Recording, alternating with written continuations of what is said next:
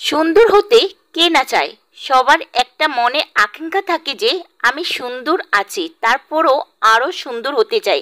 কারণ মানুষ সুন্দরের পূজারী। তো নিজের প্রতি মানুষের খেয়াল কিন্তু একটু বেশিই থাকে। যে সুন্দর সে চায় আরো সুন্দর হতে, যে কালো শ্যামলা সে চায় উজ্জ্বল ফর্সা হতে। তো এই তালের সাথে মিলিয়ে কিন্তু বাংলাদেশ পিছিয়ে নেই।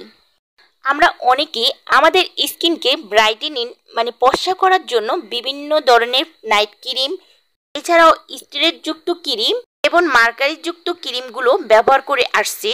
এই ক্রিমগুলো এক পর্যায়ে আমাদের স্কিনটাকে অনেকখানি ফর্সা করে দেয়। যখন আপনি এই ক্রিমটা লাগাচ্ছেন তখন স্কিনটা অনেক ফর্সা এবং সুন্দর হয়ে যায়। কিন্তু এই ক্রিমগুলো চামড়ার উপরের লেয়ারটা আপনি ড্যামেজ করে ফেলে। হয়তোবা অনেক সময় দেখা যায় চামড়ার উপরের লেয়ারটা জ্বলে যাচ্ছে, অর্থাৎ আপনার স্কিনের চামড়ার উপরের লেয়ারটাকে ড্যামেজ করে সাময়িক সময়ের জন্য সুন্দর করে। এতে কিন্তু চামড়ার লেয়ারটা আস্তে আস্তে পাতলা করে ফেলে। এটা কিন্তু আপনার স্থায়ী সমাধান না। বর্তমান বিশ্বের সাথে তাল মিলিয়ে সবচেয়ে ডিমান্ডি ফুলফুরি ব্রাইটনেস যদি বলি, গ্লুটাথায়োনের চিকিৎসা, যেটি একটি অ্যান্টিঅক্সিডেন্ট এবং এটা ফ্রি রেডিকেলকে ড্যামেজ করে ফেলে। আর এই গ্লুটাথিওনের চিকিৎসাটা বহির্বিশ্বে যেটা ক্যান্সারের পেশেন্ট, কিডনির পেশেন্ট এবং ক্রিটিক্যাল পেশেন্টদেরকে দেয়া হতো তাদের বডি ইমিউনিটি বুস্ট আপ করার জন্য।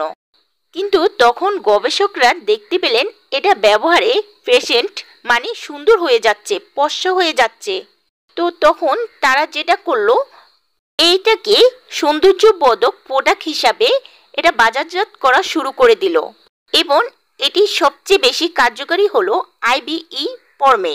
অনেকেই চিন্তা করে যে আসলে কি এই গ্লুটাথিওন ব্যবহার করে আমি একবারে ফুল দুধের মতন দবদবে ফর্সা হয়ে যাব? এক্স্যাক্টলি তা নয়। এই চিকিৎসার ফলে 5 থেকে 7 শেড পর্যন্ত ব্রাইটনেস নিয়ে আসতে পারে। এটা কিন্তু খুবই সেফ, কোনো ধরনের সাইড এফেক্ট নেই। সাইড এফেক্ট ছাড়াই খুব ভালো একটা রেজাল্ট পাওয়া যাবে।